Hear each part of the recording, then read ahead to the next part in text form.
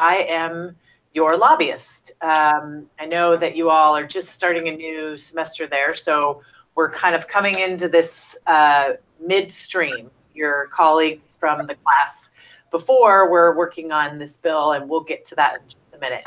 But I'm a lobbyist in the state of Washington. I'm here in Olympia right now. I actually live in Seattle, in the same district that Ballard High School is in, but I'm down here during the session to work on behalf of my clients, which I have a big long list of, to advocate on behalf of my clients for, against, or changing laws in the state of Washington.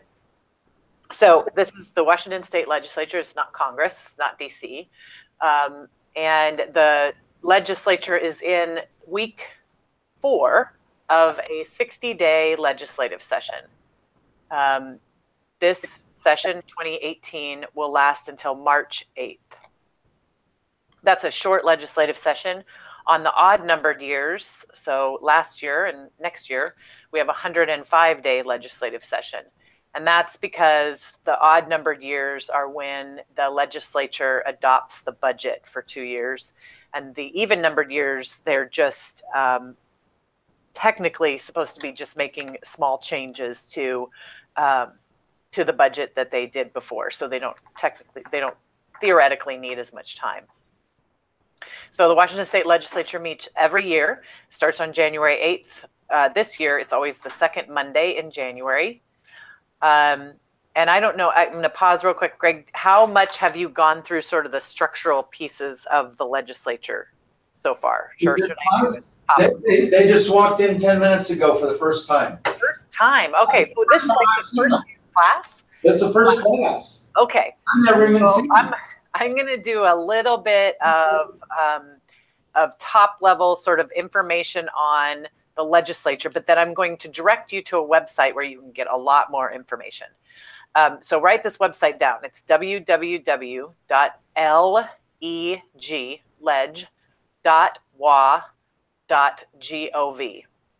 And on that website is everything you could possibly want to see about the legislature. You can look at what's happening each day. You can look at the calendar. You can look at what hearings are happening, all that kind of stuff. The other thing you should do is go to the TVW website, which is tvw.org. And you'll be able to go on and watch the connections like what we're doing here that I had with the classes before you that led up to where we are, which can be a good way to get caught up on sort of what's happening. But as a very quick overview, the legislature, the Washington State has 49 legislative districts.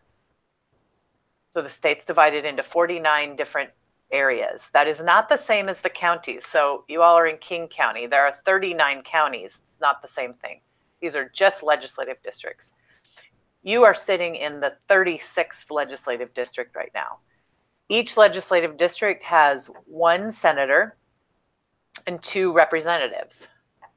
So that means in the Senate, because there are 49 legislative districts, there are 49 senators. And in the House, there are 98 House members. They serve, House members serve 2-year terms. They're elected for 2 years, and senators serve for 4 years. So, and then we have a governor, Jay Inslee. So there's a rule for moving bills through the legislature. We call it the rule of 50, 25, and 1. That means that you need a majority in the House, a majority in the Senate, and the governor to approve a bill. 50 votes is the majority, right? If there's 98, 50 would get you the majority of the House, 25 gets you the majority of the Senate, and 1 gets the governor, right? And there are a lot of processes that a bill has to go through to become law. And again, I want you to look on the website. You'll be able to look a little bit at how a bill becomes a law. And this is a long process. And I'm not going to have time today in our 30 minutes that we have today to go through all of it, because I want to get to the bill that you're working on, there's some next steps that we need to take. So lobbyists like me, we come down to Olympia to represent our clients, to make sure that their interests are being heard in the legislature. So for you, I'm your lobbyist right now. I represent you. And you've had your bill picked for you, so sorry if you don't like it. The class before you picked the bill that we're working on. And my job is to help you advocate for that bill as we go through the process. We'll walk through what it does in just a minute. So I'm going to pause real quick. Are there any quick top-level overview questions? I did that very quickly. There's a lot more detail to it. Are there questions to start with on that? There's a question in the front. Yeah. So real quick, each legislative district has one senator and 2 House members? That's right. Okay, cool. Yep. Your legislators are Senator Reuven Carlisle, who actually has, I think he still has one daughter that's at Ballard. A son, I think. Son. Yes, that's right, son. His daughter graduated with my daughter from Ballard last year. Representative Gail Tarleton and Representative Noel Frame.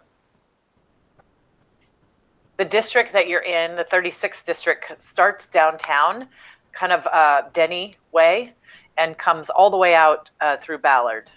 So downtown, Queen Anne, Ballard, up to about 80th, I think, 75th, 80th. Other general questions? How long is a governor in office for? Good one, 4 years as well.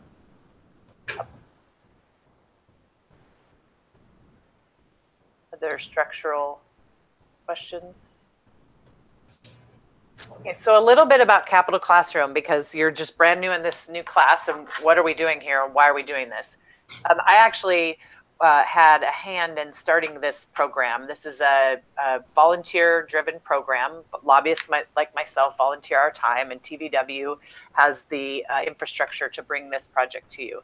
And the reason we started it was that the government, whether it's the local government at Seattle City Council or your school board or the state legislature or even the federal government, that's your government. It's the government of the people. And it is really critically important that you all know that this is your government and you need to be involved. And the only way to really help young people understand what's happening is to actually get you involved so that you can see what's happening here and that it actually does have an impact on you. There are a ton of bills that are moving through the legislature right now that would have a direct impact on you and your life, not just in the future, but next year. And so it's really important that you know who your elected officials are, that you get involved, and potentially maybe one day you want to be part of this as well. So this is a way for you to learn what we're doing down here. And that's why we have the Capital Classroom program. This is my, I guess, my 3rd year with Ballard doing this class. I've done other classes across the Four, maybe even 4. 4 now, maybe. Yeah.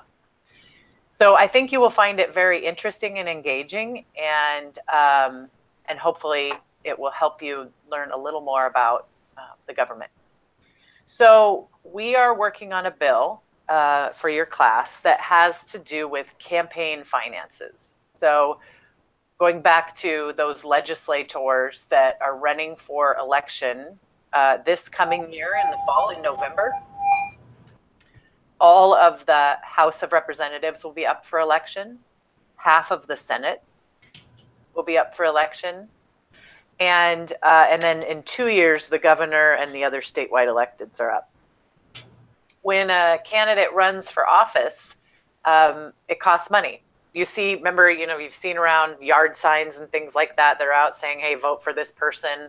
That costs money. The flyers that they may drop off at your door and ads for or against a particular candidate. And so the state has an entity called the Public Disclosure Commission. And there are laws around how those candidates can raise money, who can donate to them, and how much they can take. And So if you, let's say you wanted to support Senator Carlisle in his reelection campaign, there are you can donate money directly to him. There are limits to how much you can donate, and then he has to disclose that to the Public Disclosure Commission. I got this much money from these people, and the public has to be able to see that. And those laws have been on the books for quite some time in an effort to keep people from sort of in a bad way influencing elections, right? So this bill that we're working on is Senate Bill 5991. And this bill attempts to get at what people call dark money. And this is sort of a loophole in the way the law has been that allowed some organizations to, so I'll give you an example. Say I'm a nonprofit organization and I care about homelessness. Just use that as an example. And I get donations from some big donors. They give me $500,000. Then I take that money and transfer part of it into what's called a political action committee, and then spend that money on candidates like Senator Carlisle or others. Right now, that transfer of the money from my nonprofit to that political action committee doesn't disclose who the people were that originally gave the $500,000. And legislators who are working on this feel like if we're going to have transparency here, we need to know where the money originally came from. So this bill, it's called the Disclose Act, would make sure that in that type of a transaction that the original donors had to be filed with the Public Disclosure Commission so the public could know who the original donor was that contributed the money. I'm going to pause there. Are there questions about the bill, what it does, why, anything like that? Do the people donating to the nonprofit necessarily know that their money is going to a political? Because if so, then what's the point in taking their names if they're unaware of that? Because that's not what they intended their money for. Right. So it's not illegal for a nonprofit to transfer money to a political action campaign. So they may or may not know.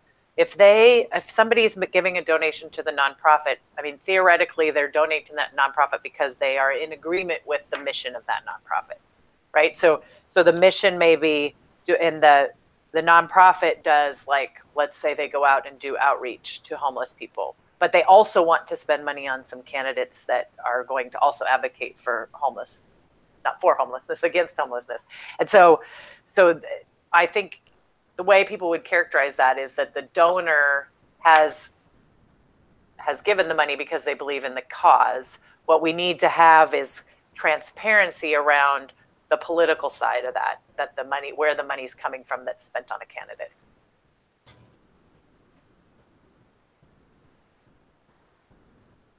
And there is a lot of this that happens. A lot of nonprofits, a lot, on all different issues, all sides of things, are spending money on this, on transferring money in many ways into their political action committees. So this is a very common thing that goes on. It's more than just nonprofits, isn't it, as well, like big businesses and for-profit companies?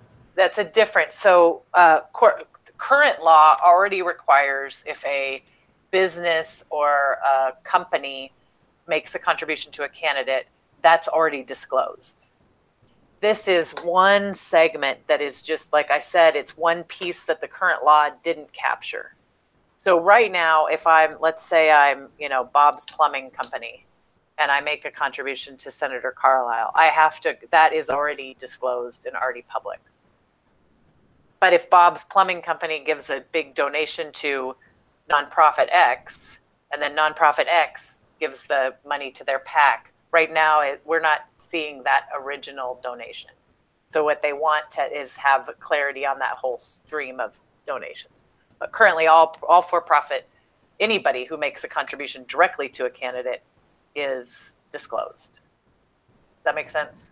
So the bill is about giving credit where credit is due. Yeah, or you could call it, or highlighting dark money so that people can't hide it, right?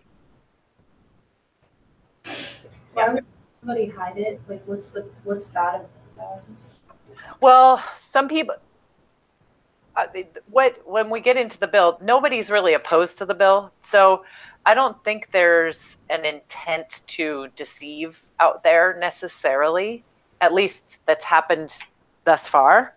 But I think the bill is attempting to make sure that there's no deception in the future. So let's see if I could think of an example. Let's say an extremely wealthy, very known person, very well-known person, wanted to donate some money to a controversial subject that people were very passionate about on both sides, but they really didn't want to be known as contributing to one side or another. They might say, here, I'll just give it to this nonprofit. And then they wouldn't see that it's me that gave the money in the first place. See what I mean? Why So- is that happening? Like respecting their privacy. Well, when you contribute to political campaigns, it's not private, it's public. The public has decided that those are public because it is for the people, it's the voters, it's the legislature and open government. They have decided that that's the way these things go. Now, if somebody wants to donate to a nonprofit and not have it be part of a political world, then they're going to have to tell that to the nonprofit that they donate to, right?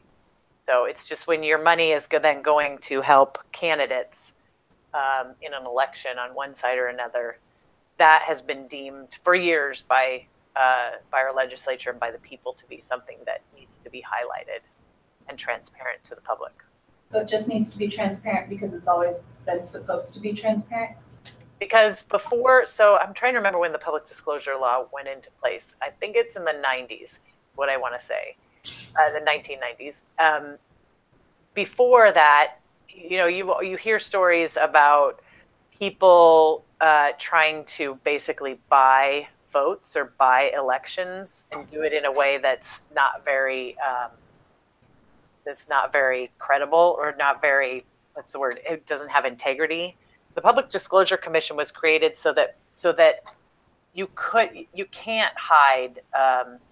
Let's say I can't just go make $1 million contribution to one person and try to influence that election, right? I can't do that. Not here. There are limits to how much I can give, and it has to be transparent. And that was to take away kind of what perceived corruption in the campaign finance. And so that's been a long-standing, for the last over a decade, of the public wanting to know how people are financing their campaigns, so it's not unduly influenced by various acts.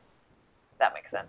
It still is, isn't it? Through, like, again, big businesses and corporations donating as much as they possibly can to single candidates to sway elections. That is not allowed in Washington State. No person or corporation can give more than $1,000 per campaign cycle. So for the House members, so for Senator Carlisle, who I can't remember if he's up and fall, but we'll just use that example. If Coca-Cola Company wanted to give him a contribution, they can only give him $2,000 for that cycle. And those laws have been in place in Washington State for that long, for that very reason. So that if an individual and a corporate we have the same amount that we can give, whether it's me as an individual or a company. I think you're referring to federal law, which is very different. I was. Washington State, and that's what we're talking about here. We're talking about Washington State law as it pertains to Washington State campaigns and elections. Was it 1,000 or 2,000? Any other questions about the bill? And I want you to read it. I mean, you need to go look at the bill. We're going to pull up the website here now so that I can show you where the bill is and what's happening with it. We have about 10 minutes left. So we're going to pull up that website that I told you we would go to is, hang on one second. So we're going to go to ledge.wa.gov, like I said. And we're going to type in our bill number, which is 5991.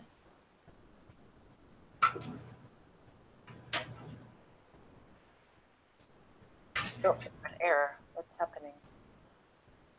Hold on.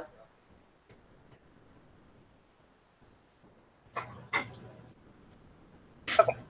So here's our bill. The title of it, so you see the bill number, and then the title is right below it. It says Increasing Transparency of Contributions by Creating the Washington State Disclose Act of 2018. And then below that, it tells you the names of the legislators who supported it. So the prime sponsor is always the one that is listed first. So that's Senator Andy Billig. He's from Spokane. And then all the rest of the co-sponsors are listed after him. If there's a companion bill, what we call a companion bill is if there's a House bill that's the same exact bill. And there is a companion bill, and that's House Bill 2455. So then we scroll down a little bit further and we can see the history of the bill. Well, it tells you where it is right now. It was introduced in the Senate, it went to committee in the Senate, then it went to the floor on the Senate and passed in the Senate. And now it has been introduced in the House and is awaiting a committee hearing. The Senate bill has moved out of the Senate. The House bill has not. So it will be Senate Bill 5991, likely to be the bill that continues to work here. So if we scroll down a little bit further, here's the history. So it was filed December 4th before session. It's called pre-file. Then it was referred to the Content Committee. The legislature's divided into subject matter committees, and bills are sent to the subject matter committee that is relevant for that bill, obviously. So it went to the State Government, Tribal Relations, and Elections Committee. It had its first hearing on January 10th. Anybody can testify in a public hearing. You could come down, and if you want to come down when the hearing is in the House, I'd be happy to help you do that. I will likely testify for you in the House if you don't come down. That's cool. On then the 12th, it was voted out of the committee. Now it was substituted, so that means the bill was changed slightly. And I'm sorry I'm going fast because we only have 7 minutes left, so we're playing catch up here.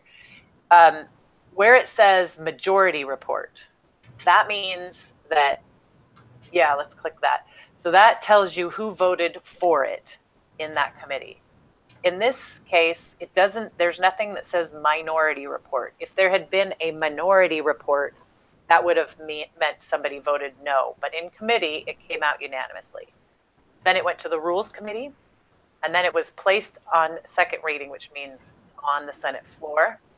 And then it was changed again, right? First substitute, sorry, that's the same one. And then it was placed, and then it was voted on in the Senate. So here's your vote. 32 senators voted yes, 17 voted no. And we can click on the roll call there and see who voted yes. And let's see, oh, look, there's Carlisle. He's voted yes. And then those that voted no. Okay, so then it then goes over to the House, and the exact same process has to happen in the House. So it was read for the first time and sent to the State Government and Elections and Information Technology Committee. And here's our big action item. The hearing is scheduled for a public hearing on February 7th next week at 8 a.m. So what we need to do is prepare testimony. I'm assuming you want me to testify on your behalf. Your classmates voted to be supported, or your previous class voted to be supportive of this bill. I'm anticipating that's what you still want to do.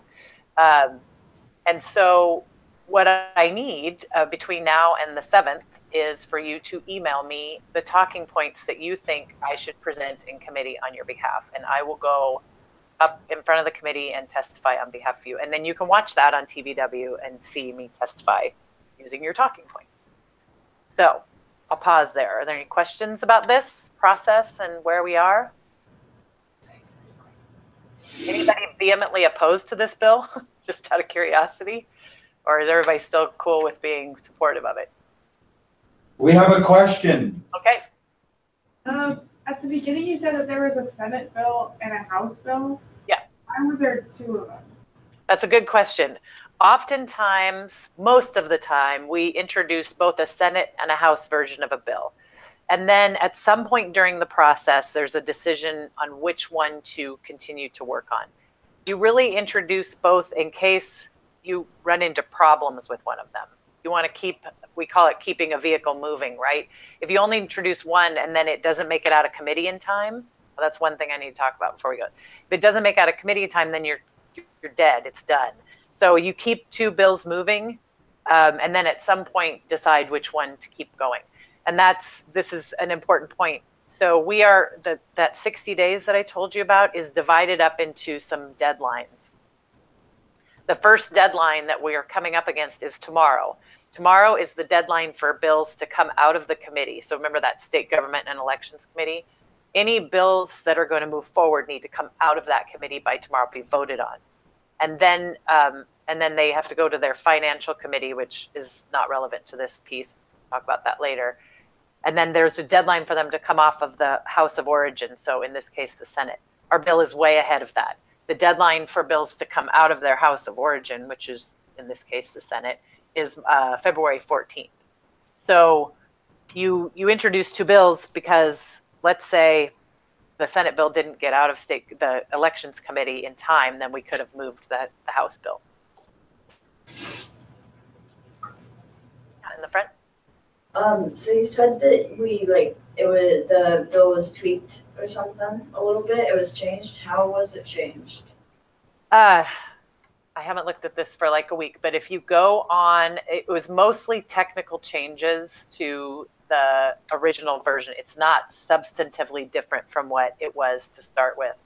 But if you look on that website, what you can do is you can pull up the original bill and then see down where it says, yeah, let's show where we can see that real quick.